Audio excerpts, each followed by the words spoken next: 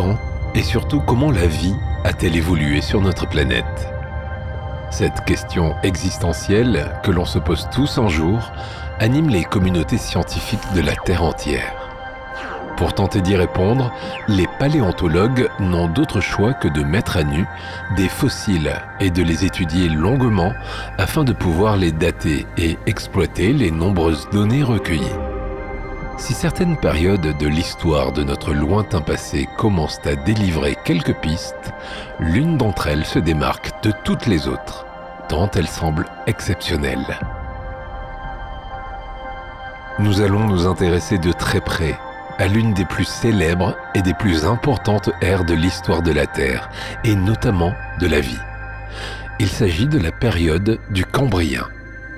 Cette phase de l'histoire marque l'apparition des premiers ancêtres du monde végétal, mais surtout représente l'aube de l'ère paléozoïque, avec la survenue d'êtres vivants qui existent encore de nos jours.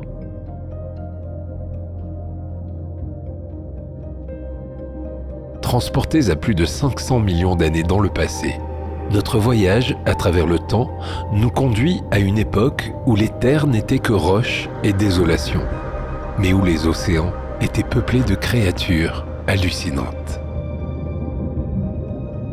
Cette période de l'histoire de la Terre a vu apparaître soudainement presque toutes les formes majeures de la vie animale, et ce, sur une courte période qui aurait duré environ 25 millions d'années.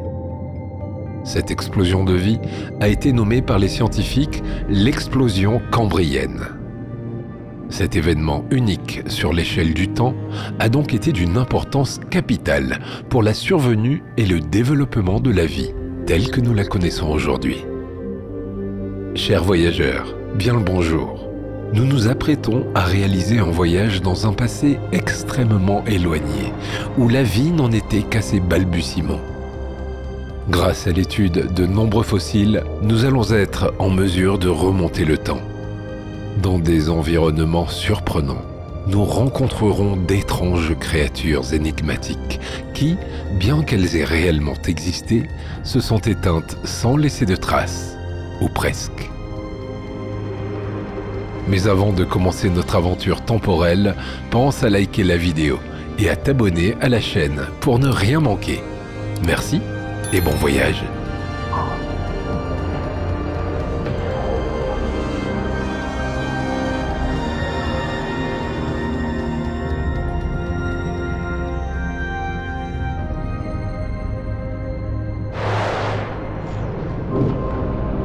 Plus de 3,9 milliards d'années se sont écoulées depuis la formation de la planète Terre. La phase précambrienne, qui regroupe successivement l'éon adéen, l'éon archéen et l'éon protorozoïque par la constitution des océans, le refroidissement de la Terre, ainsi que la solidification de sa croûte terrestre.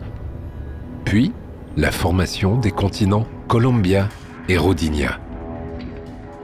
Mais elle a également été témoin de l'apparition de la vie sous la forme de bactéries, puis, plus tardivement, durant l'ère néoprotéro, de l'apparition de la faune marine de l'Édiacarien, avec des organismes archaïques, mais surtout les métazoaires bilatériens.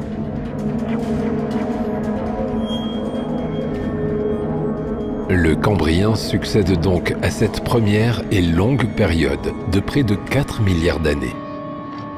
Il s'agit de la première ère d'une longue série qui compose l'éon panérozoïque, qui lui s'étend jusqu'à nos jours, lui-même étant découpé en 4 sous-catégories. La première correspond à l'éon paléozéique ou ère primaire, qui débute par le Cambrien. La seconde sous-catégorie est l'éon mésozoïque ou ère secondaire. Puis s'ensuivent l'ère tertiaire et enfin l'ère quaternaire, rassemblés sous l'éon cénozoïque, qui verront l'apparition des premiers primates, jusqu'à l'évolution de nombreuses espèces, telles que nous les connaissons aujourd'hui. Mais revenons à la période qui nous intéresse, à savoir le point de départ de l'ère paléozoïque, la période cambrienne. Cette dernière, qui s'étend de moins 541 à moins 485 millions d'années, est la plus ancienne des 6 périodes du Paléozoïque. Que s'est-il passé durant ces 56 millions d'années pour que cette période marque un tournant décisif, jusqu'à être définie comme le point de départ d'une nouvelle et l'une des plus grandes divisions des temps géologiques, à savoir l'éon phanérozoïque.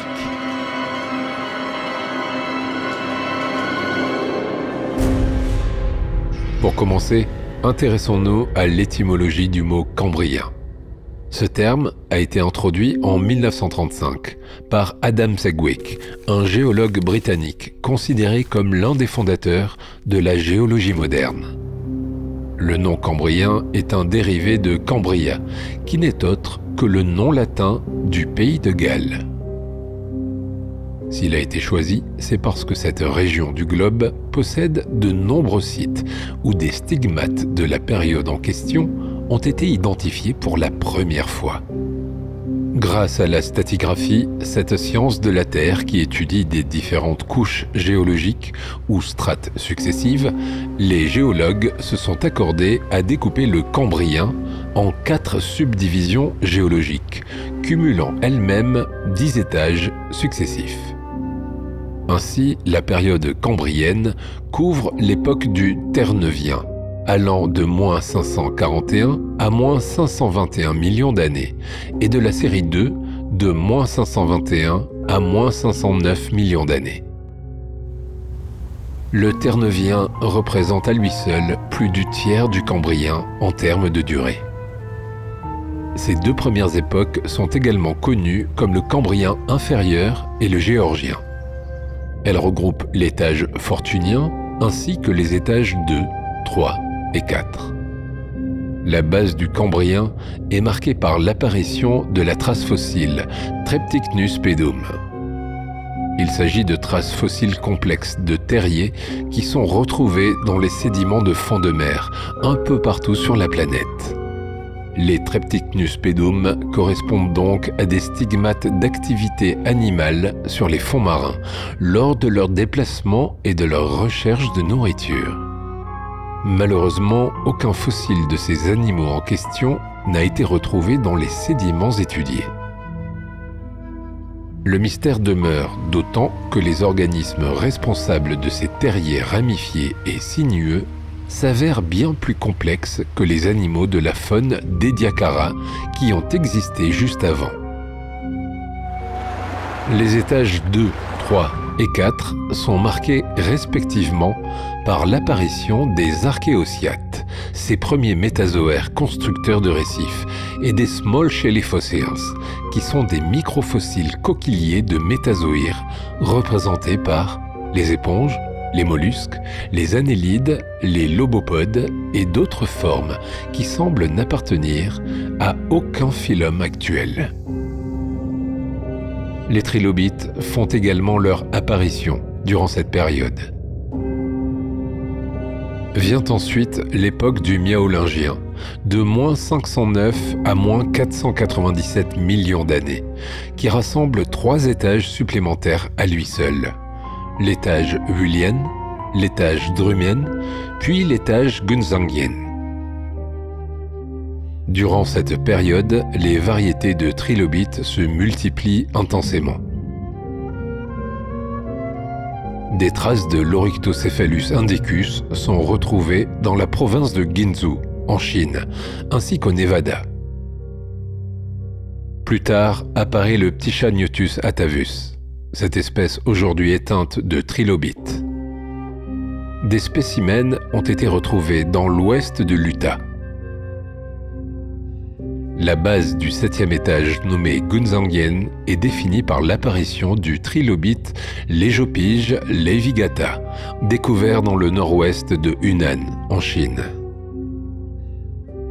Enfin, la dernière époque du Cambrien s'étale de moins 497 à moins 485 millions d'années et comprend les étages Paibien, Yangshanien et pour finir l'étage 10, qui sert de base à la période succédant à celle du Cambrien, l'Ordovicien.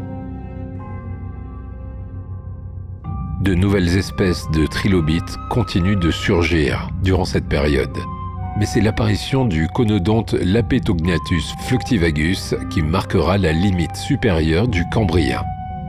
Cet animal préhistorique a la particularité de posséder des dents en forme de cône, comme l'indique son nom, composé des mots dents et cône, en termes latins.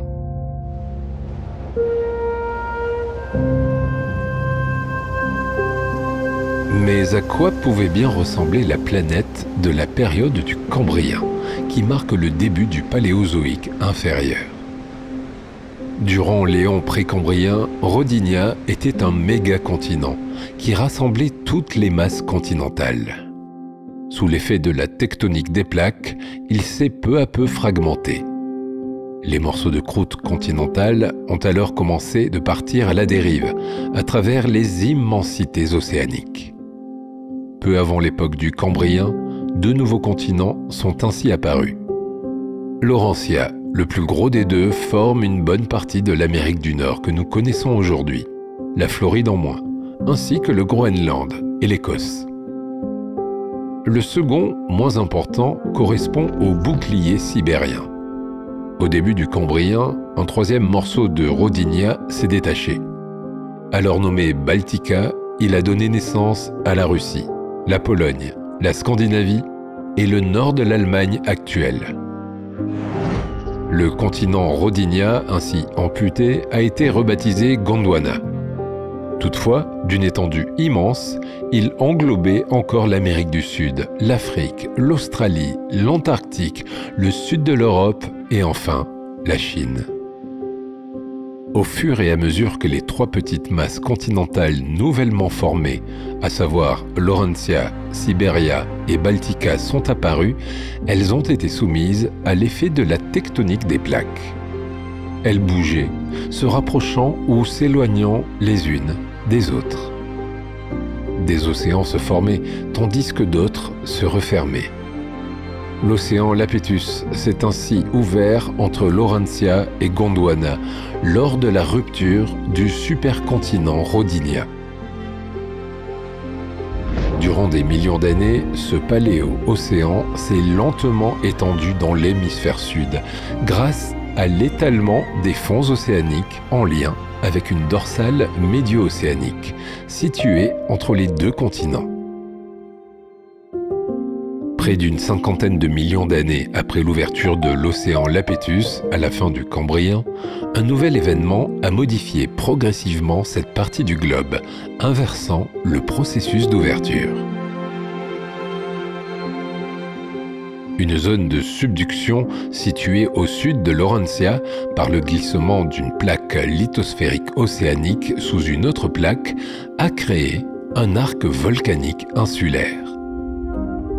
Ainsi, les dégorgements volcaniques provenant de l'arc insulaire se sont longuement mêlés aux grandes épaisseurs de sable et de boue qui s'accumulaient déjà entre le continent Laurentia et cet espace criblé d'îles volcaniques. Les sédiments se sont alors accumulés dans cette zone, menant quelques 20 millions d'années plus tard au Silurien, à la fermeture de cet océan. D'autant que de petites masses continentales, également désolidarisées du grand continent Gondwana, glissaient vers le nord. Ces circonstances réunies ont conduit à la fermeture progressus de Lapétus.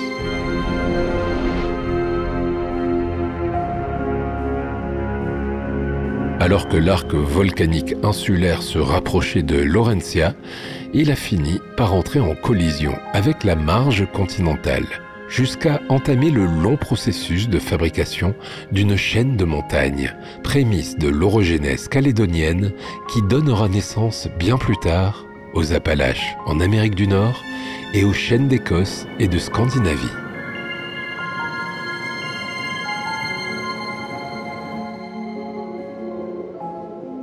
Le Cambrien a débuté alors que s'achevait la dernière période glaciaire du Protérozoïque, la glaciation Gasquiers. Un réchauffement progressif et continu du climat a permis d'atteindre des températures moyennes largement supérieures à celles que nous connaissons aujourd'hui.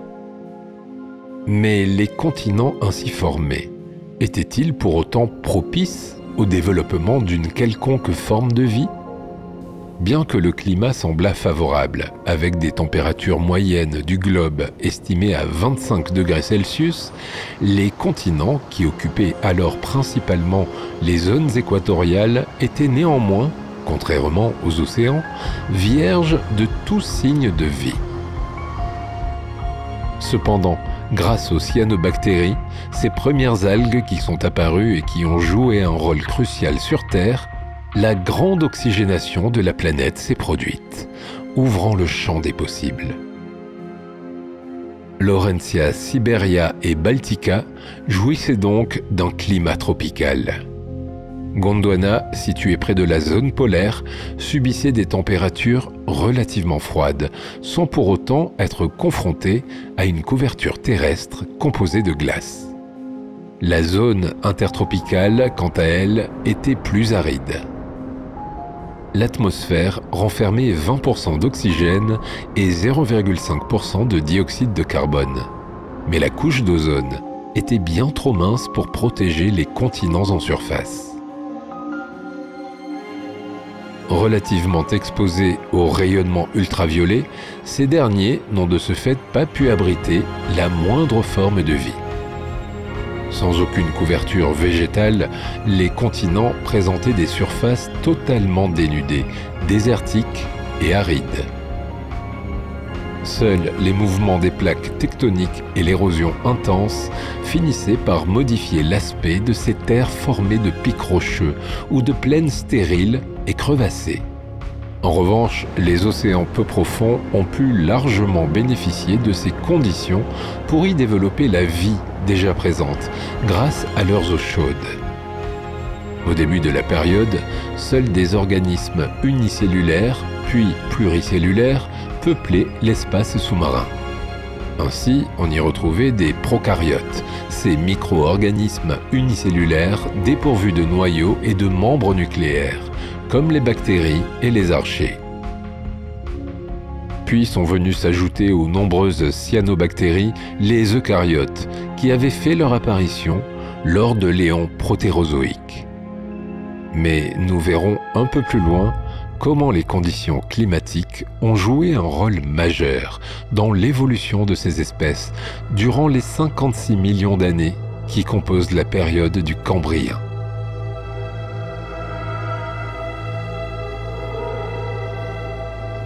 Il y a quelques 600 millions d'années, vers la fin de l'éon protérozoïque, juste avant l'ère cambrienne, la faune d'Ediacara, qui était composée d'organismes à corps mou en forme de feuilles ou de tubes, s'est développée, et ce, durant près de 56 millions d'années, avant de disparaître brutalement. Les raisons de cette brutale disparition restent encore à ce jour un mystère non élucidé. Toutefois, des traces de cette faune ont été retrouvées sur toute la surface du globe. Elle était composée de représentants primitifs de groupes plus jeunes, dont essentiellement l'embranchement des cnidaires, c'est-à-dire les coraux mous et médusoïdes, des annélides correspondant aux vers segmentés et des arthropodes. L'un des rares rescapés de cette courte période que nous connaissons est la méduse.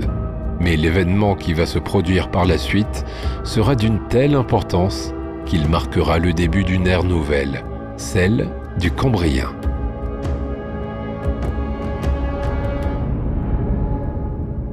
Le Cambrien est l'ère qui marque le début des temps fossilifères.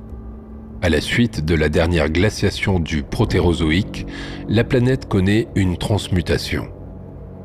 Les températures sont beaucoup plus clémentes et une extension des mers épicontinentales sans commune mesure permet à la vie sous-marine de se développer à un rythme encore jamais vu, mais pas seulement en termes de quantité.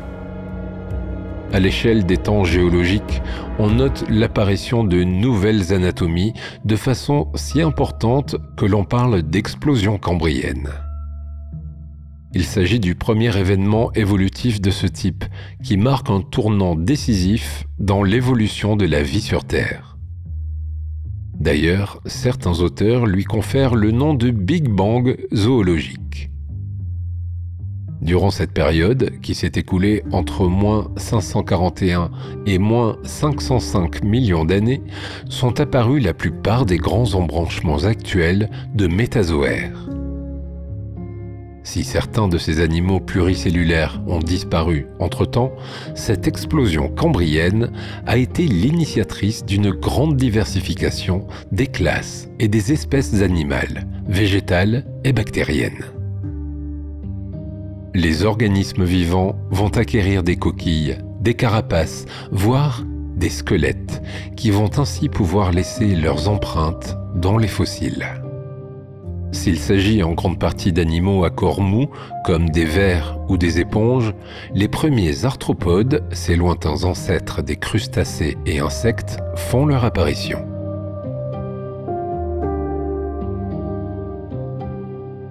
On retrouve également des traces des futurs céphalopodes, dont la pieuvre fait partie.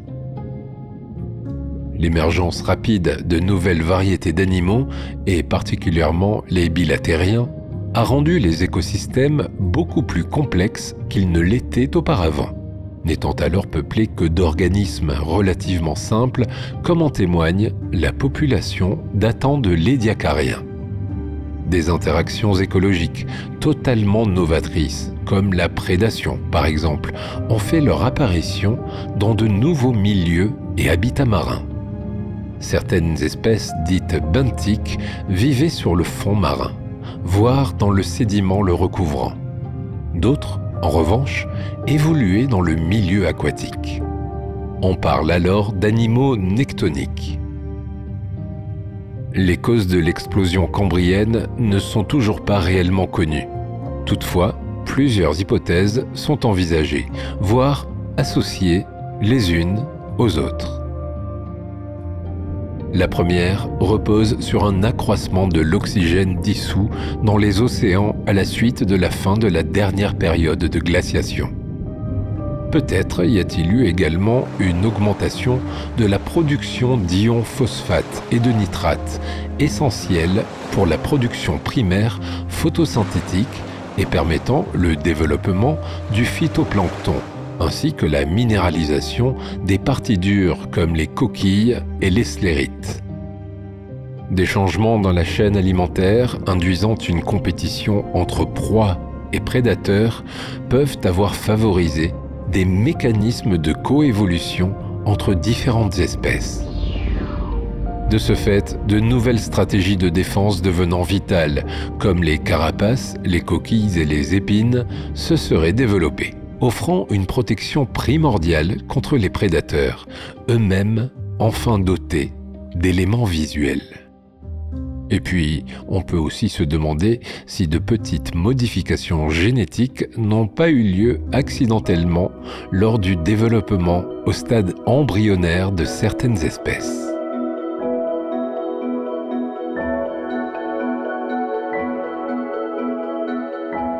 Tu t'interroges probablement, et à juste titre, sur les preuves qui ont pu être retrouvées de cette période.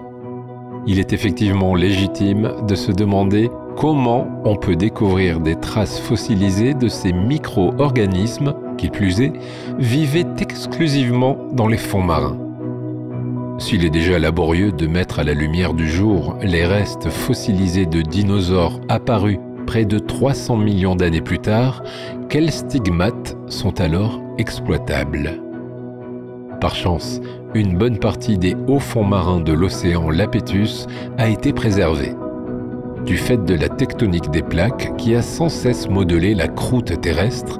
Des surfaces alors situées dans les profondeurs océaniques ont été surélevées, jusqu'à se retrouver à flanc de montagne. Cette explosion de vie a laissé de nombreux fossiles que l'on découvre un peu partout sur le globe. On retrouve ainsi des traces de la période du Cambrien dans le monde entier et sur tous les continents. Mais les connaissances actuelles sur la vie durant le Cambrien reposent sur l'étude des Lagerstätte, ces lieux de stockage encore disponibles, où les paléontologues poursuivent leurs recherches. Le Cambrien est également bien représenté en France. Des fossiles en nombre ont été découverts dans le sud-ouest du Massif central, plus exactement dans la Montagne Noire, mais aussi dans les Pyrénées, en Normandie, dans les Cévennes, dans de petits affleurements situés dans les pays de la Loire et enfin dans les Ardennes. La découverte des premiers fossiles datant du Cambrien en France remonte à 1888.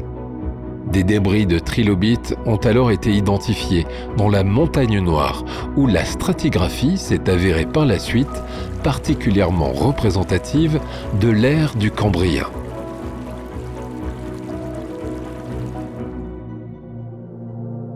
Parmi les lieux-dits de stockage les plus notables de la planète, les schistes de Burgess sont fabuleux. Découvert le 30 août 1909 par le paléontologue Charles Doolittle Walcott, il se situe à proximité du mont Burgess, dans les hauteurs des Rocheuses canadiennes, en plein cœur du parc national Yoho. Il s'agit d'un dépôt de schiste noir, où des fossiles, vieux d'environ 505 millions d'années pour la majorité, témoignent de la fin de l'explosion cambrienne. Le schiste est un type de roche sédimentaire composé d'argile et de limon. Souvent très friables, ces roches laissent alors apparaître au grand jour les restes fossilisés de créatures surprenantes, voire déconcertantes. Comme nous l'avons noté auparavant, la montagne des Rocheuses canadiennes était auparavant un fond marin de l'océan Iapetus. Des sédiments se sont déposés dans les eaux profondes sous la forme de coulées de boue, capturant ainsi les animaux présents dans cette zone. La rareté de l'oxygène ayant ralenti leur décomposition, ils se sont donc transformés au fil du temps en fossiles noirs et filiformes.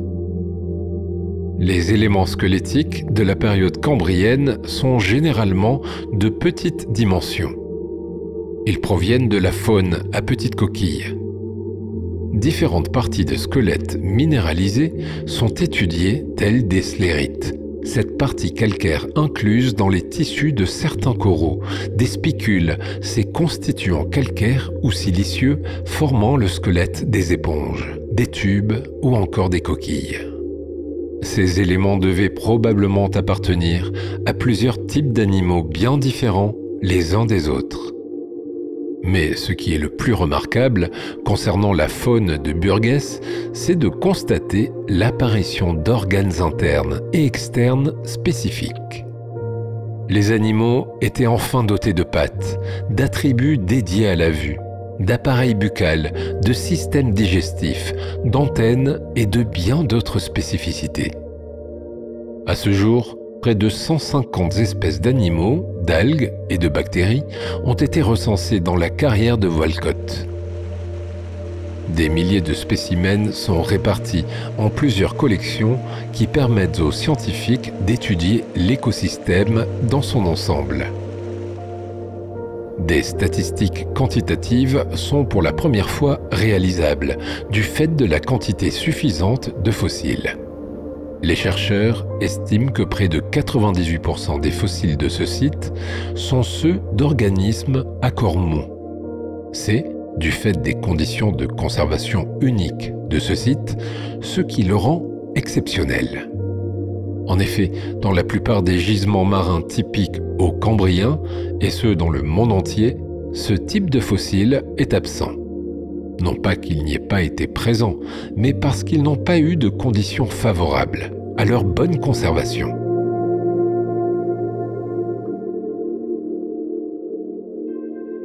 La communauté de Burgess est essentiellement composée d'animaux.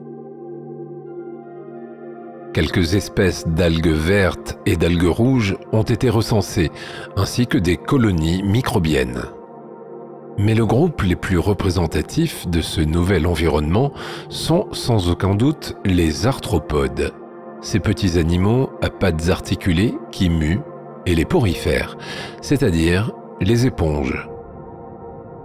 Sans plus tarder, faisons le tour des espèces qui peuplaient ce paléo-océan, alors nommé Iapetus. Commençons par les animaux les plus répandus, les benthiques, autrement dit, ceux vivant dans ou à proximité des fonds marins. Le Canadaspis perfecta est l'un des ancêtres des arthropodes que l'on retrouve aujourd'hui sous la forme de crustacés, d'insectes ou d'arachnides. Ce spécimen, qui a également laissé des traces en Chine, mesurait de 8 à 52 mm de longueur. Son corps était particulièrement recouvert par une carapace et se terminait par une queue segmentée dont l'extrémité était dotée d'un telson, lui-même muni d'une double projection épineuse dirigée vers l'arrière. Sa carapace bivalve était surmontée de 2 yeux entre lesquels débutait une colonne vertébrale. Il était équipé d'une paire d'antennes courtes et une autre paire plus longue, dont la fonction était probablement olfactive. 2 paires de pattes étaient situées au niveau de sa tête, toutes équipées d'une griffe terminale. Plus d'une douzaine de segments composaient son corps. La partie thoracique était munie de 8 paires de pattes birames associées, pareillement porteuses de griffes, tandis que son abdomen postérieur en était démuni. Des pattes, ou appendices, sont dits biramés lorsqu'ils sont pourvus à la fois de branchies et d'appendices locomoteurs. Le Canadaspis perfecta se déplaçait sur le fond marin en marchant et remuait la boue avec ses pattes pour trouver sa nourriture. Une fois celle-ci dénichée, il utilisait sa paire de mandibules et de maxilles pour s'alimenter. Parmi les animaux peuplant les fonds marins, de nombreuses espèces, au corps allongé et ressemblant à nos vers d'aujourd'hui, vivaient sur le fond ou dans le sédiment qui le tapissait. D'autres avaient une morphologie particulière, leur permettant de nager activement. Ces animaux longilignes font partie de la catégorie des annélides. 5 espèces ont été répertoriées dans les schistes de Burgess, dont le Peronochaeta, qui préférait l'environnement des sédiments, et le Canadia spinosa, qui lui nageait au gré des courants marins. Voyons à quoi ressemblait le Canadia spinosa. Ce ver annélide mesurait en moyenne 3 cm de long et pouvait atteindre jusqu'à 4,5 cm de longueur. La principale caractéristique de cet animal, ce sont les nombreuses soies rigides qui s'étendent de ses branches dorsales, et ce, tout le long de son dos. Cette caractéristique est typique des vers polychètes. Sur leur structure segmentée bien spécifique, chaque segment porte une paire d'appendices latéraux qui sont bien visibles, appelés parapodes, leur servant principalement à la locomotion. Sur ces parapodes, des touffes d'un nombre variable de soies, les chètes, facilitent leur mouvement dans l'environnement aquatique. Le Peronochaeta, quant à lui, préférait le contact avec les sédiments. Ce minuscule ver à poils filiforme tient son nom au mot grec péron, qui signifie aiguille, et keit, qui veut dire longue chevelure, en référence aux soies qui l'habille. Ce ver atteignait entre 1 à 2 cm de longueur, avec un corps ne faisant qu'1 mm de large, sans les soies. Son corps comptait environ 25 segments, chacun doté d'une paire de parapodes. Cet animal carnivore, voire détritivore, possédait un intestin droit qui parcourait l'intégralité de son corps. Sa région céphalique était munie d'une paire de tentacules. Ce ver était endobenthique et épibenthique, ce qui signifie qu'il pouvait se mouvoir aussi bien sur les sédiments qu'à l'intérieur. Ces soies, très utiles pour ses déplacements, devaient probablement l'aider à s'enfouir dans les sédiments, aussi bien pour se cacher que pour chercher sa nourriture.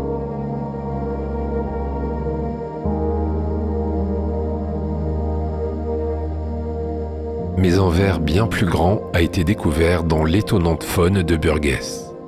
Un ver qui s'est avéré être un prédateur redoutable durant la période du Cambrien. Considéré comme un monstre, il mesurait 11 cm et sa large tête était bordée de 50 crochets. Surnommé ver sagittaire du fait de sa forme ressemblant à une flèche, il est décrit comme étant un chétoniate. Ce nom chétoniate signifie chevelure mâchoire. En effet, ce sont ces nombreux crochets mobiles qui lui permettaient de capturer ses proies. Ce ver est considéré comme un embranchement de prédateurs marins. Encore aujourd'hui, ce type de ver est présent dans toutes les mers. S'il n'a pas vraiment changé, en revanche, il ne mesure souvent que quelques millimètres. Pourtant, blotti au sein du plancton, il se comporte de la même manière qu'un redoutable prédateur, ses crochets faisant de nombreuses victimes parmi les larves de poissons et de crustacés.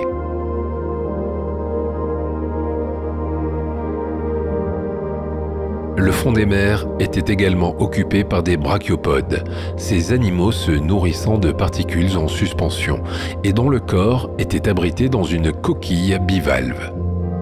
Généralement, ils se fixaient sur une surface au fond de la mer ou sur un autre organisme plus grand à l'aide de leur pédoncule, cet organe cylindrique et flexible. Le Micromitra burgensensis était l'un de ces brachiopodes dont la taille maximale était de 10 mm. Son nom vient du grec et signifie « petit turban ». Il était le plus équipé des brachiopodes découverts sur le site de Burgess. Il possédait une coquille minéralisée. Celle-ci était ornée de stries d'accroissement prononcées et de fines lignes surélevées rayonnant sur l'intégralité de la coquille en partant de la charnière, créant des motifs sous forme de petits losanges sur le dessus. Ses valves étaient subcirculaires, tandis que sa charnière était pratiquement étroite. Ce spécimen était également paré de longues et minces soies qui s'étendaient longuement au-delà des marges de sa coquille. Celles-ci étaient attachées à la bordure du manteau, le long des valves dorsales et ventrales.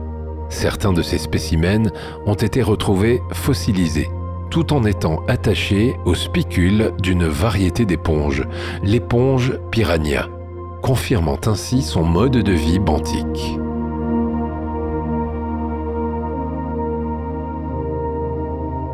Dans les eaux de cet océan, des animaux nageaient activement.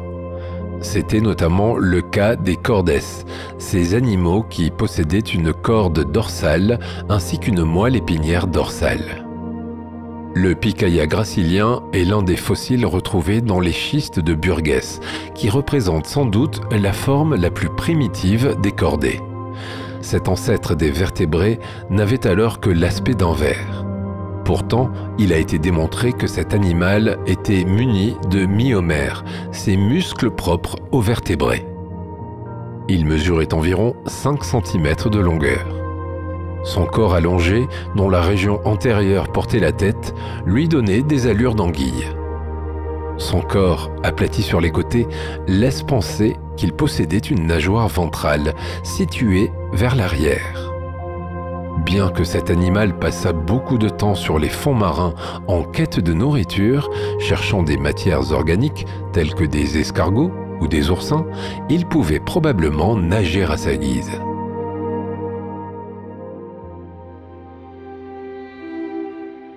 Parmi les arthropodes, l'un d'eux possédait 2 yeux pédonculés. Voici le Sydneya. D'une taille maximale de 160 mm, il présentait un bouclier céphalique convexe, court, mais large et subrectangulaire en vue frontale. Les 2 coins latéraux présentaient une entaille permettant le passage de chaque côté d'une antenne et d'un pédoncule oculaire. Ces 2 yeux hémisphériques et très réfléchissants pointaient au-dessus et en arrière de chaque antenne. Son thorax était composé de 9 segments, ceux du milieu étant plus larges. Les 4 premiers segments thoraciques étaient le siège d'appendices dotés d'une base importante et de 8 autres, plus légers et se terminant en pinces acérées. Les 5 segments thoraciques suivants possédaient des appendices identiques, mais ceux-ci étaient associés à des rameaux de filaments, formant ce qui pourrait être décrit comme une aile. Enfin, son abdomen était composé de 3 segments bien plus fins et se terminait par un telson triangulaire, accompagné d'une paire de larges palettes articulées, constituant ainsi un éventail caudal. Ce carnivore nageait et marchait sur le plancher des fonds marins à l'aide de ses 4 paires antérieures d'appendices thoraciques, tandis que les rameaux de filaments de ses 5 paires postérieures lui permettaient de se propulser dans la colonne d'eau. Ces mêmes filaments pourraient même avoir participé à la respiration de cet animal, jouant le rôle de branchies. Ces coxas basales épineuses l'aidaient à broyer les aliments et à les acheminer jusqu'à sa bouche. Ses yeux et ses antennes l'aidaient à se déplacer au-dessus de planchers sous-marins pour rechercher ses proies qu'il devait saisir puis écraser à l'aide de ses appendices antérieurs.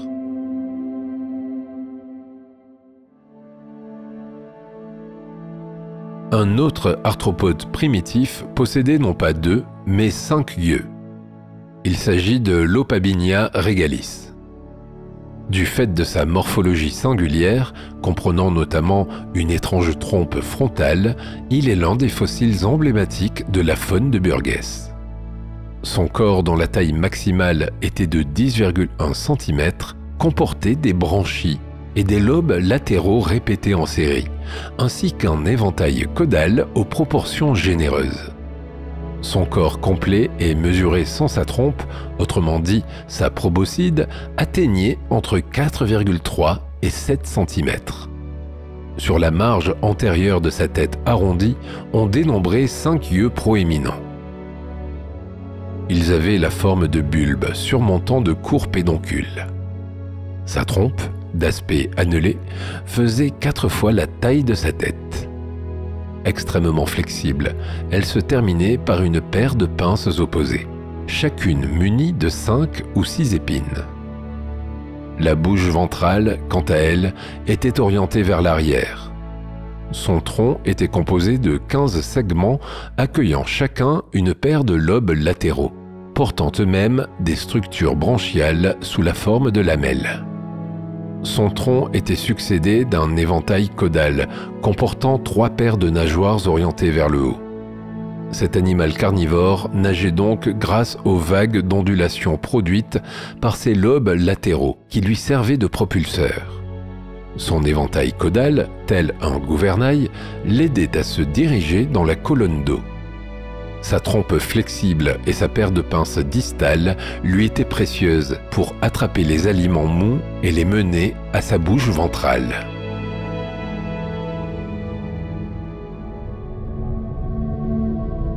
Les fonds marins étaient certainement colorés grâce aux échinodermes. Ceux-ci forment un groupe d'organismes distincts se caractérisant par un squelette minéralisé formé de plusieurs éléments présentant une symétrie pentamère. Cette structure, nous la retrouvons aujourd'hui chez les étoiles de mer, dont le corps contient 5 parties identiques, rayonnant à partir d'un point central. Bien sûr, des mollusques en nombre servaient de nourriture aux animaux carnivores. Parmi les 5 espèces découvertes dans les schistes de Burgess, une seule était dotée d'une coquille minéralisée, la Sénélia.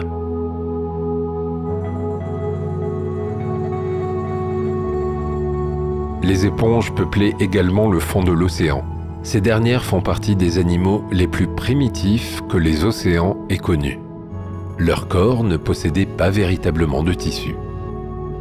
Nombre de ces espèces étaient munies d'un squelette constitué d'un maillage de fins bâtonnets minéraux que l'on surnomme les spicules. Ces démosponges étaient des organismes benthiques filtreurs. Elles font donc partie de l'embranchement des porifères. Des spécimens de plusieurs espèces du genre Vauxia ont été retrouvés dans les schistes de Burgess, dont la Vauxia grandcylenta. Cette éponge, très présente sur ce site, mesurait au maximum 8 cm. De forme simple et non ramifiée, ou de structure plus complexe, chacune de ces branches était quasi cylindrique, formant un cône très accentué avec une cavité centrale simple à ouverture concave ou plate. Pour se nourrir, ces créatures sessiles n'avaient d'autre moyen que de filtrer continuellement l'eau dans les canaux de leurs parois, afin de retenir les particules de matière organique alors présentes. D'autres espèces, qui présentaient des variations des éléments du squelette et de la forme des branches, étaient également très répandues, comme la Voxia belluta ou encore la Voxia dansa. Celle-ci pouvait atteindre jusqu'à 15 cm de hauteur.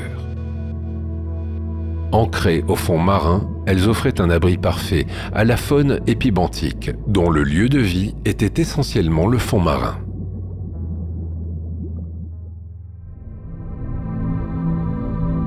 Mais l'éponge la plus connue des schistes de Burgess était sans nul doute l'Azelia palmata. Celle-ci est assignée au groupe supérieur des démosponges, de l'ordre Monaxodina. Le genre Azelia est très diversifié. Il comprend des espèces de morphologie variée.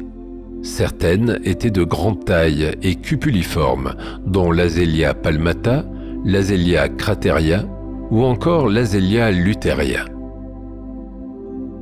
D'autres étaient plutôt allongées et coniques, comme l'Azelia conferta, l'Azelia grandis et l'Azelia obscura. Il existait de plus des espèces particulièrement ramifiées, comme l'Azelia delicatula ou d'autres sous forme de nodules ou de lobes, à savoir l'Azelia lobata et l'Azelia nodulifera. Cependant, malgré une importante diversité de leur forme générale, ces espèces avaient toutes la même microstructure. Elles possédaient des parois minces et étaient composées de petits spicules rassemblés en groupes denses dans une structure maillée qui s'ouvrait vers l'extérieur. L'Azelia palmata, qui mesurait jusqu'à 15 cm, se distinguait par sa forme ouverte en bouclier et ses nombreux faisceaux de spicules rayonnants et proéminents.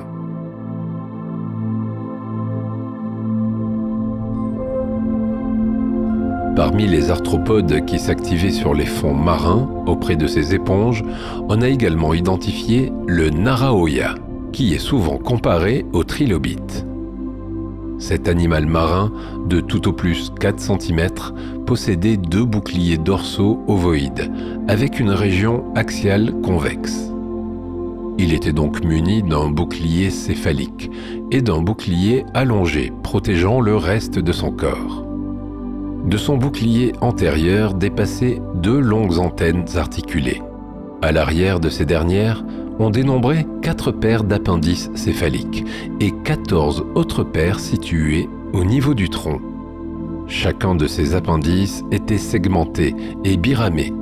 Une partie constituait la branche locomotrice, divisée en 7 segments et de ce fait parfaitement adaptée à la marche. L'autre partie était une branche filamenteuse, constituée d'une fine hampe d'où partaient de nombreuses lamelles. Ces appendices se terminaient par une grande plaque épineuse. Le Noraoya, grâce à ses antennes, qui étaient probablement sensorielles, repérait sa nourriture qui l'amenait à sa bouche à l'aide de la plaque épineuse située à la base de ses appendices. Il pouvait cependant s'octroyer de courtes périodes de nage à l'aide de ses branchies filamenteuses qui le propulsaient dans l'environnement aquatique. Si ce carnivore avéré était un charognard, voire un prédateur, les cicatrices retrouvées sur la carapace de certains spécimens prouvent qu'il devait également subir les attaques de prédateurs de plus grande taille.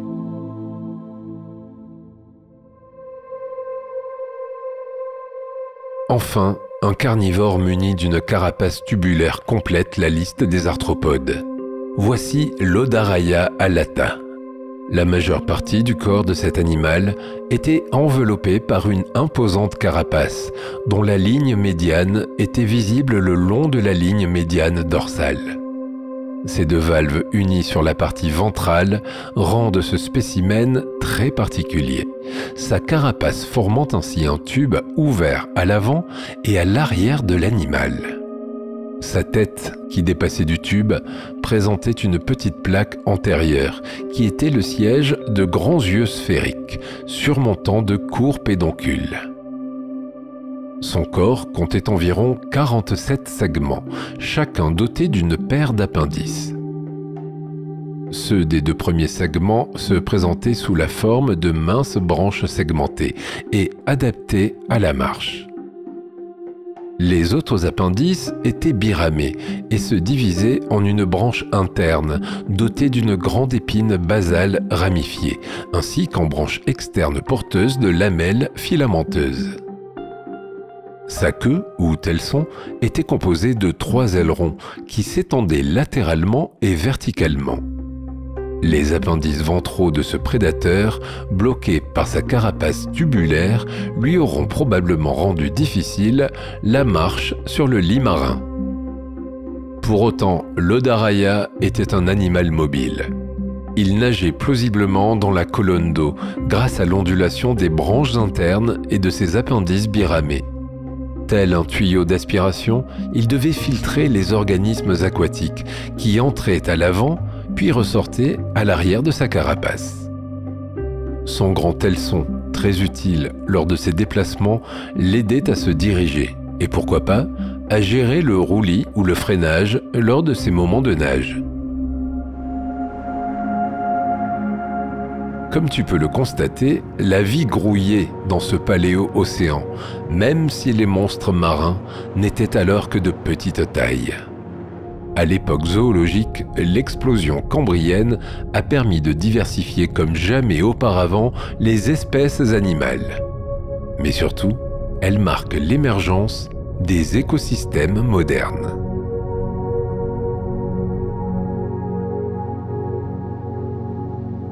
La biodiversité de la vie marine durant le Cambrien est également parfaitement illustrée dans une région du sud-ouest de la Chine. Divers sites de Shenyang, situés dans la province de Yunnan, sont réputés pour la qualité de conservation des fossiles découverts, y compris de leurs parties molles. La faune de Shenyang apparaît après celle dite à petite coquille qui a marqué le début de la période du Cambrien. De nouvelles formes de vie ont fait leur apparition à ce moment-là, il y a quelques 520 millions d'années. L'un des sites, la colline de Mao Tianshan, est d'ailleurs classé patrimoine mondial de l'UNESCO depuis 2012. C'est sur cette colline que ce Lagerstätte a été découvert par le docteur Qiang Guanghu de l'Institut de Nanjing de géologie et de paléontologie en 1984. Les fossiles de Shenyang regroupent 16 phyla, plus de 170 genres et plus de 200 espèces différentes. Il marque la première apparition de la majorité des phyla d'animaux existants durant le Phanérozoïque, dont beaucoup peuplent encore notre planète. Ainsi ont été retrouvés les premiers spécimens d'algues, d'éponges, de brachiopodes, d'arthropodes, de chordés ou encore d'échinodermes. Mais cette longue liste ne s'arrête pas là. La Lucigenia fait partie des spécimens les plus étudiés. Cet animal, alors considéré comme un ver polychète du genre Canadia, a été extrêmement bien conservé, offrant aux experts de précieux détails anatomiques le concernant. Il présentait une tête de forme ovale, rattachée à son corps cylindrique par une constriction lui conférant ainsi un cou. Mesurant 22 mm de longueur, il possédait 7 paires d'épines dorsales et 7 paires de pattes munies de petites griffes à leurs extrémités. Aujourd'hui, il est classé parmi les lobopodes.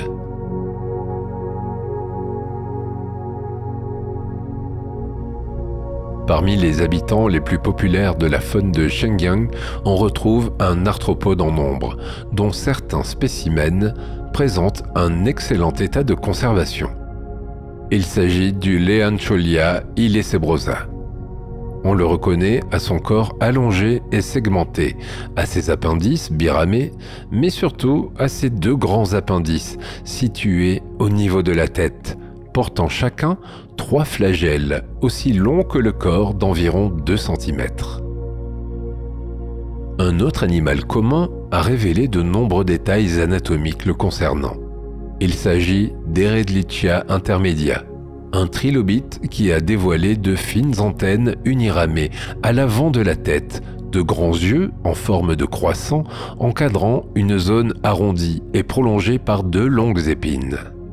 Quant à sa partie postérieure, elle se terminait par une longue queue ressemblant à une épine.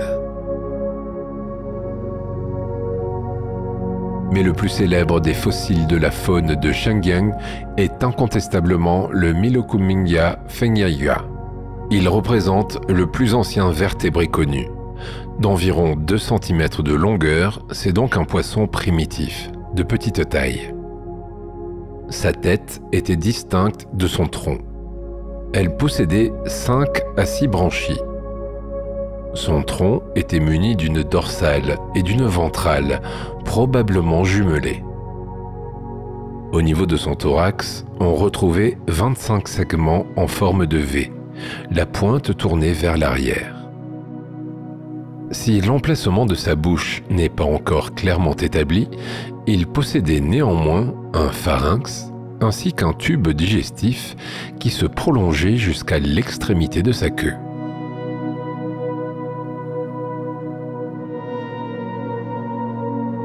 Une autre espèce se démarque dans la faune de Shenyang, cette fois par sa taille. Il s'agit de l'Anomalocaris saron.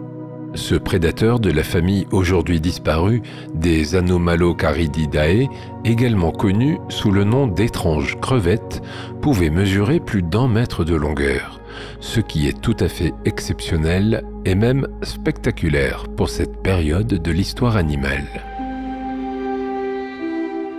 Sa partie antérieure était affublée d'une paire de grands appendices préhenseurs, segmentés et bordés d'épines.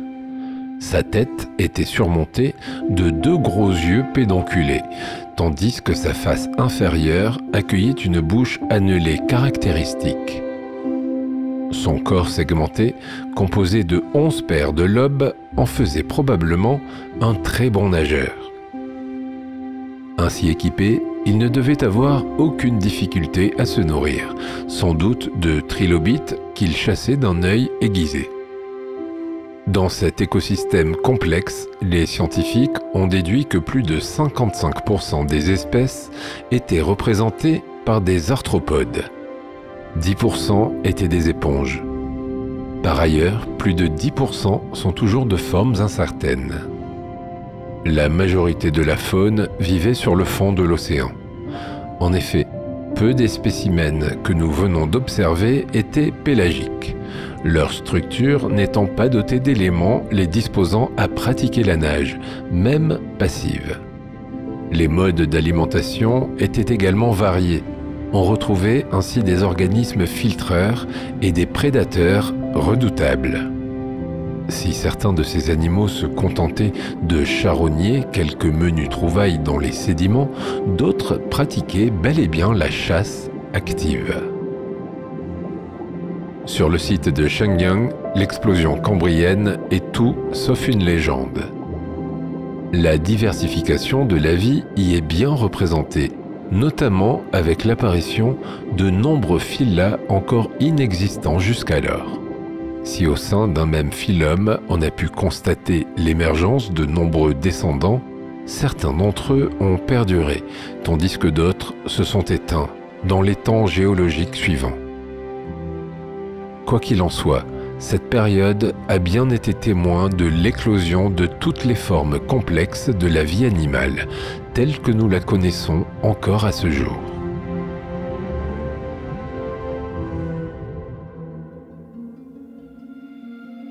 Durant l'ère du Cambrien inférieur, soit au cours des 2 premières séries composées par le Terneuvien et la série 2, une courte période s'est démarquée, donnant naissance à la faune domotienne, qui doit son nom à la ville de Tomot, en Sibérie. Celle-ci a fait son apparition durant l'explosion cambrienne, il y a 530 millions d'années, mais n'aura duré que quelques millions d'années seulement. Pourtant, tout comme la faune d'Ediacara, elle est pareillement reconnue un peu partout sur la Terre. La faune tomotienne est également souvent nommée la faune à petites coquilles, et pour cause. Si elle contient certains organismes d'aspect moderne pour l'époque, la plupart de ses représentants sont formés de minuscules lames, tubes, aiguilles, calottes ou coupoles. Pour les paléontologues, la nature de cette faune à petites coquilles demeure mystérieuse. S'agit-il de simples fragments épars des tout premiers types de coquilles de constitution encore imparfaite d'organismes non reconnaissables ? S'agit-il de vestiges de morceaux de coquilles qui recouvraient des animaux déjà connus, mais non identifiés, dont l'élaboration se serait améliorée au fil du temps ? Ou bien ces étranges trouvailles correspondent-elles à des organismes uniques en leur genre qui seraient apparus précocement avant de disparaître spontanément ? Jusqu'à récemment, la faune tomotienne était considérée comme la première faune dotée de parties dures. Mais de récentes découvertes d'organismes à squelettes minéralisés ont démontré l'inverse, ces derniers se trouvant dans les couches stratifiées de la fin du précambrien et du début de cambrien. Quoi qu'il en soit, la faune tomotienne est également importante pour une autre raison. Elle marque l'apparition d'un groupe d'organismes appartenant très probablement à l'embranchement Porifera, celui des éponges, les archaéocyates. Bien que l'existence de cet embranchement ait disparu à la fin du Cambrien, les archaéocyates ont été les tout premiers bioconstructeurs en association avec les calcimicrobes, ces communautés microbiennes calcifiantes. Elles pouvaient générer des masses organiques pouvant mesurer de 1 à 2 mètres de hauteur et quelques mètres de diamètre. Ces éponges calcifiées devaient alors orner les fonds marins comme jamais auparavant. Ces organismes massifs sont donc les précurseurs de l'écosystème récifal complexe qui a pu se développer quelques millions d'années plus tard, vers la fin de la période de l'Ordovicien. De la faune tomotienne, en revanche, il ne nous reste aujourd'hui comme rescapés que la catégorie des éponges.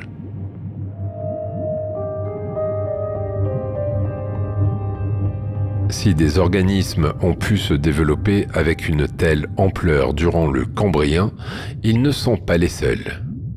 Nous avons déjà observé précédemment un superprédateur connu sous le nom d'Anomalocaris.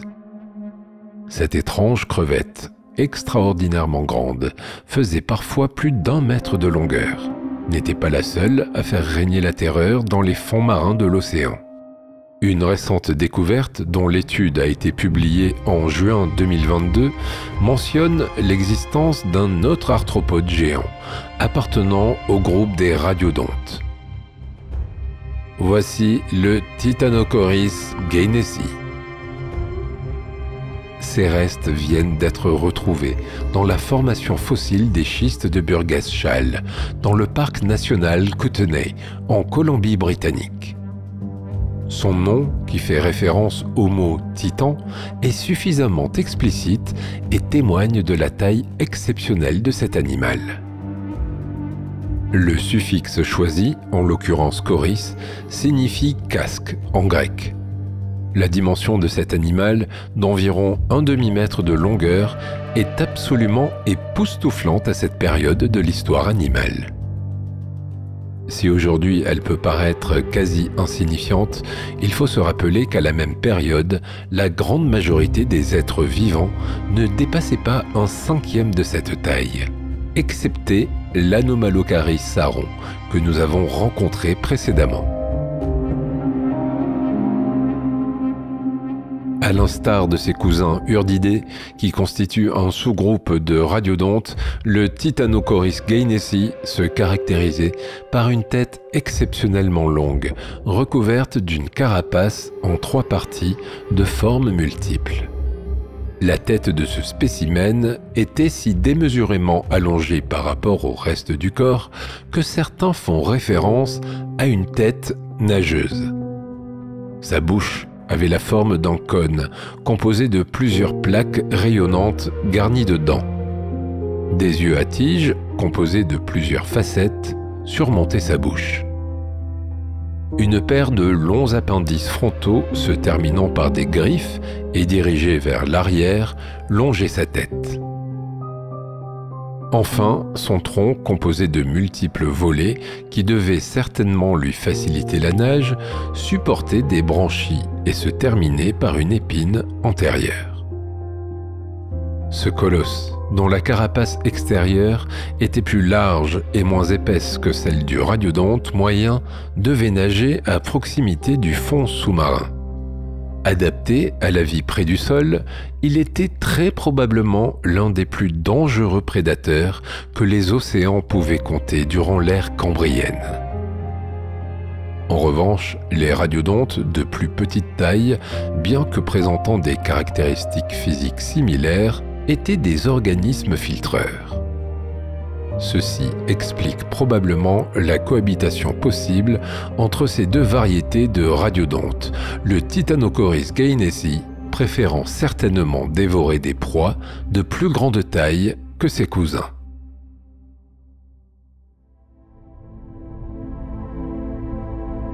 L'étude de faunes exceptionnelles telles que celle de Changqiang ou de Burgess et de bien d'autres permet, grâce à des données paléontologiques abondantes, d'affirmer qu'un écosystème marin complexe est nouvellement apparu au début du Cambrien.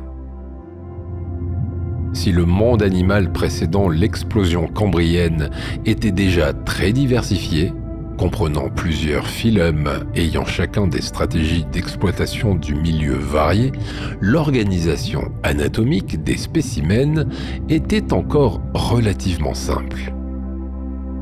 Durant le Cambrien, on assiste non seulement à une prolifération encore jamais égalée d'organismes vivants, mais surtout à l'émergence de nouvelles formations anatomiques et fonctionnelles bien plus complexes qu'elles ne l'ont jamais été auparavant.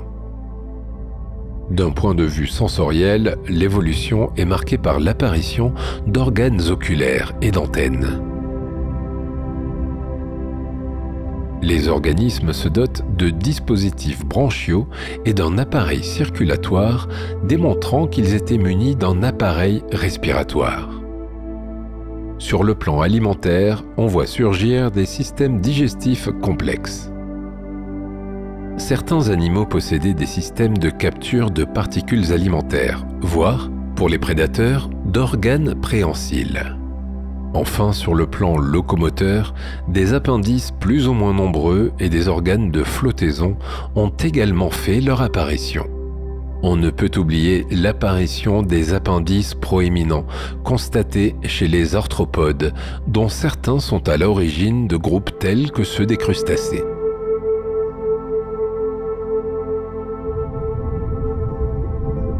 Ces nouvelles particularités anatomiques s'accompagnent d'une complexité de plus en plus forte de l'écosystème marin. Les animaux ne sont plus de simples organismes unicellulaires, comme les prokaryotes ou les eucaryotes, voire multicellulaires, comme certaines myxobactéries. Ils sont à présent dotés d'organes variés et particuliers, en fonction de leur appartenance à tel ou tel phylum. Le fait de découvrir des organismes de conception différente indique l'existence d'une chaîne alimentaire déjà extrêmement structurée.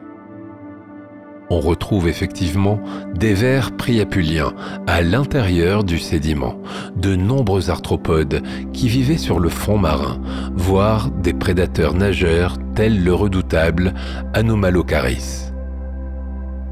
Mais l'autonomie de ces organismes, miraculeusement conservés dans les fossiles, n'est pas la seule piste qui permet d'en apprendre un peu plus sur ces animaux nouvellement apparus. Dans quelques gisements, les scientifiques ont pu analyser les contenus stomacaux et les coprolites de certains spécimens. L'observation des aliments fossilisés dans l'estomac, voire des excréments encore présents dans les intestins, a permis d'apporter des indications relativement précises sur le régime alimentaire de certains d'entre eux. Ainsi, il a été possible d'établir que certaines espèces se nourrissaient d'autres variétés animales. Ces contenus stomacaux apportent la preuve directe des interactions animales au sein de cette chaîne alimentaire. Dans les schistes de Burgess, plusieurs éléments organiques et squelettiques ont été retrouvés, conservés à l'intérieur de l'estomac ou de l'intestin de certains animaux étudiés. Le ver priapulien Othoia semblait se nourrir de hyolithes, ces énigmatiques organismes à coquilles en forme de cornet. Plusieurs coquilles alignées ont été identifiées, alignées dans son tube digestif. L'arthropode Sydneya, quant à lui, avait une alimentation variée. De nombreux fragments d'hyolithes, de trilobites et de pradorides, ces petits arthropodes bivalves ont été retrouvés dans le tube digestif de ce prédateur carnivore qui mesurait entre 5 et 16 cm.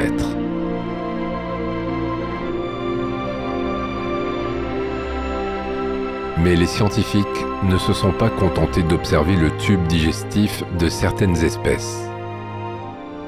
Parmi les fossiles examinés, certains pourraient être des coprolites. Ces potentiels excréments fossiles se présentent sous différentes formes. Certains, elliptiques et composés d'agrégats d'éléments squelettiques, appartiennent à la faune de Shenyang. Ils s'avèrent contenir en majorité des fragments de waptides et de bradorides, ces petits arthropodes bivalves qui peuplaient les fonds marins. Il s'agit probablement d'excréments produits par l'un des plus grands prédateurs, tels que l'Anomalocaris, qui mesurait, rappelons-nous, presque 1 mètre de longueur. D'autres amas découverts sous la forme d'un ruban et constitués quasi uniquement de hyolithes sont sans doute les restes de vers priapuliens carnivores. Ces observations permettent d'affirmer que les prédateurs indobenthiques, comme les priapuliens, n'étaient pas les seuls à exploiter l'interface eau-sédiment. Les arthropodes, qui se déplaçaient sur le fond, et les Anomalocaridides, qui eux se déplaçaient dans la colonne d'eau, avaient les mêmes terrains de chasse. Par ailleurs, des traces d'attaque et de perforation ont été repérées sur la carapace de certains trilobites. Sûrement infligées par les Anomalocaridides, elles témoignent de l'atmosphère sanguinaire qui régnait dans les fonds marins. Des fractures et des traces de régénération certainement dues à la prédation ont également été notées sur les coquilles d'un mollusque du Cambrien inférieur d'Australie, le Marotella. Ces petits organismes à exosquelette biominéralisé étaient donc pareillement soumis à cette prédation constante.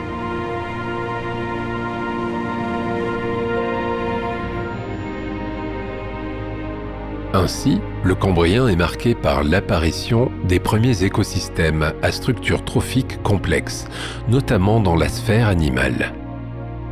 Les interactions biologiques, par exemple la relation prédateur-proie, sont évidentes. On note l'occupation de nouvelles niches écologiques, aussi bien benthiques que pélagiques, par des prédateurs variés qui s'avèrent être nécrophages, détritivores ou suspensivores. Si le domaine pélagique n'est probablement pas intégralement occupé par les espèces nageuses durant le Cambrien inférieur, la concentration animale dans les milieux hyperbenthiques proches du fond est flagrante. Elle est très certainement la première étape ayant permis la colonisation de la colonne d'eau, puis la survenue de chaînes alimentaires pélagiques. Mais quels ont été les facteurs déclenchants d'une telle évolution ? La mise en place de cet écosystème entièrement nouveau repose sur l'apparition de plusieurs innovations et événements décisifs. À des stades précoces de l'évolution des métazoaires, le climat, la chimie de l'eau et l'oxygène ont très probablement été des facteurs environnementaux très importants. Mais l'acquisition par certaines espèces d'un système nerveux plus complexe, d'organes visuels inédits et d'une meilleure motricité aura assurément permis l'introduction de nouvelles pressions sélectives comme la prédation. La théorie du light switch suggère que l'introduction de la vision dans les communautés aquatiques du Cambrien précoce serait le principal élément déclencheur de ce renouvellement écologique. Cet élément aurait engendré un mode en tout point novateur d'interaction animale et aurait déclenché une prédation active. S'en serait ensuivi une cascade d'effets de rétroaction comme des réponses défensives de certaines proies, avec l'apparition d'exosquelettes, de la biominéralisation et même de nouveaux comportements. D'autres hypothèses ont suggéré que des changements majeurs dans la composition du phytoplancton auraient eu lieu durant la transition du précambrien au cambrien, permettant ainsi une explosion du rayonnement animal. Une augmentation de l'oxygène atmosphérique pourrait également avoir rendu possible l'évolution physique de grande taille, avec un métabolisme plus élevé.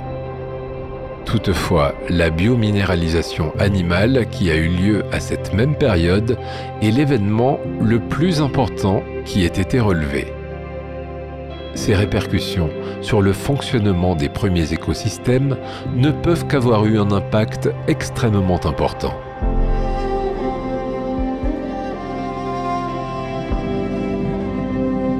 Si le développement de la vie a bien connu un essor encore jamais égalé durant la période du Cambrien, une première extinction a succédé à l'explosion cambrienne dont l'apogée semble culminer entre 520 et 540 millions d'années.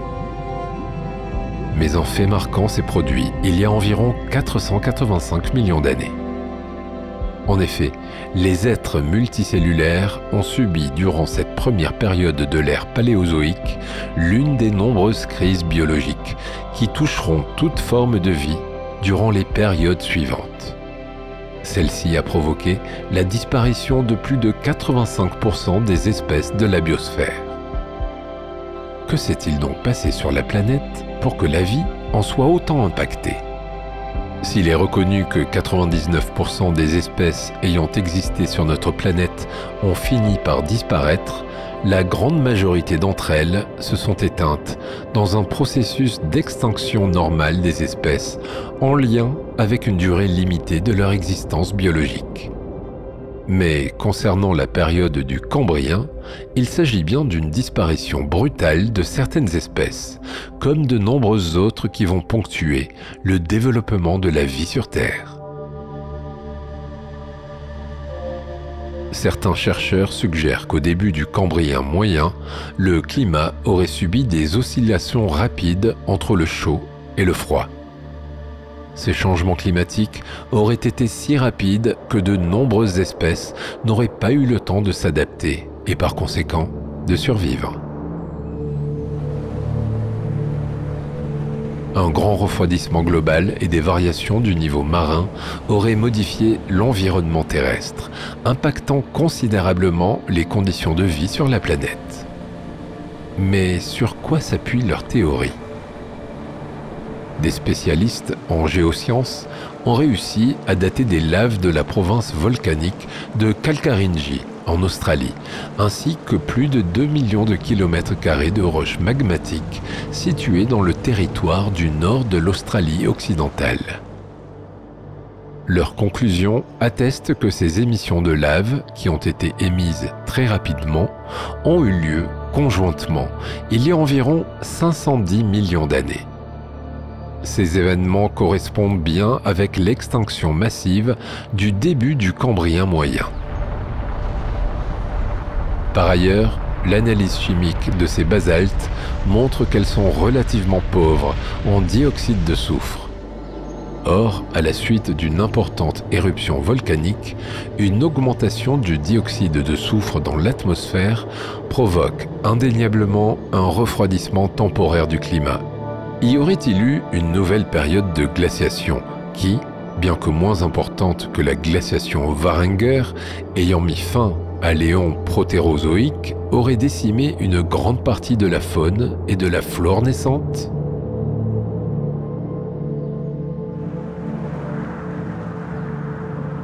Une autre hypothèse fait état d'océans et d'une atmosphère appauvrie en oxygène et enrichie en dioxyde de carbone. Cet effet de serre à l'échelle planétaire aurait provoqué un réchauffement climatique. Mais comment cet effet de serre a-t-il pu se produire? Avant l'explosion cambrienne, les fonds marins étaient recouverts de matière organique qui s'était accumulée au fil du temps, formant une couche épaisse et dense. Selon certains scientifiques, la survenue rapide de la faune du Cambrien aurait perturbé le tranquille équilibre de ces fonds marins. Les animaux, alors en grand nombre, auraient remué toutes ces couches organiques. En fragmentant et en décomposant la matière organique présente dans le sol, les vers et les arthropodes auraient enclenché un mécanisme qui consomme de l'oxygène et qui relâche du dioxyde de carbone. Ainsi, cette explosion de vie se serait quelque peu auto-sabotée, épuisant l'oxygène des océans, mais également de l'atmosphère. Les eaux devenues anoxiques auraient ainsi décimé de façon massive la faune du Cambrien, entraînant principalement l'extinction de nombreuses espèces de trilobites, alors très nombreux. Toutefois, des archives géologiques attestent que certaines espèces ont réussi à survivre, leur corps étant adapté à cet environnement à faible teneur en oxygène. Enfin, une cause extraterrestre, telle un impact de météorite ou l'explosion d'une étoile proche en supernova produisant un sursaut gamma de puissance mortelle, pourrait être l'ultime explication.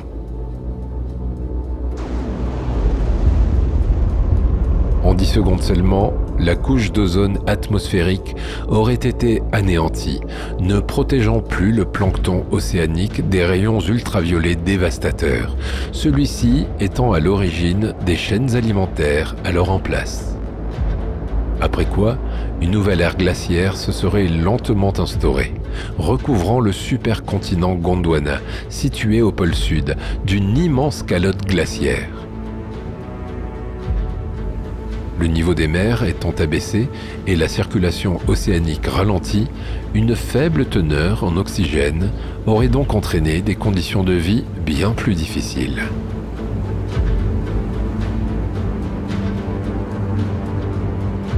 L'ère cambrienne s'achève ainsi sur une disparition biologique massive, dénommée l'extinction du Cambrien ordovicien. Les animaux qui ont connu les réductions les plus importantes de leur nombre d'espèces sont principalement les brachiopodes, les conodontes et les trilobites. Mais comme à chaque événement de ce type, les espèces survivantes s'approprient les niches écologiques alors laissées vacantes. La nature fait preuve d'une résistance inattendue et malgré un environnement peu attrayant, la vie continue à se développer.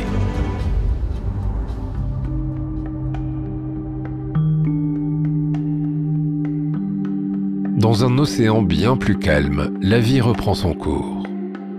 Les rescapés se multiplient et de nouvelles espèces apparaissent. À ce moment précis de son évolution, la planète Terre semble alors en pleine gestation. La vie, qui a fait son apparition dans un milieu aquatique, gagnera-t-elle prochainement la terre ferme? Si nous pouvons affirmer que ce sera bien le cas par la suite, cette évolution spectaculaire des espèces se développera-t-elle lors de la période suivante? Pour l'heure, le Cambrien laisse place à la période de l'Ordovicien, cette nouvelle ère où se sont considérablement refroidis l'océan global et l'atmosphère terrestre.